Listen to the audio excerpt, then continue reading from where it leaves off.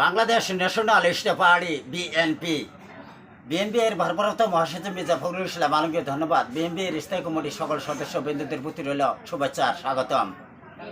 The peoples of this country participate in the liberation war of 1971 with the determination to revolt and exploitation free, deprivation free, democratic Bangladesh. Unfortunately, after the conspiratorial association of President Ziaur Rahman Bir Uttam, the herald of great independence, the successful and leadership of the uncompromising of democracy, Begum Khaleda Zia, start the process of democracy development, but once again because of the elements of democracy, Begum Khaleda Zia has been illegally detained in a fall case.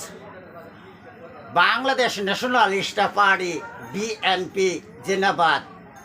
BNP এর অঙ্গ সংগঠন ও সহযোগী ধন্যবাদ। রংপুর বিভাগ থেকে বলছে আমি মোস্তাফিজুর রহমান।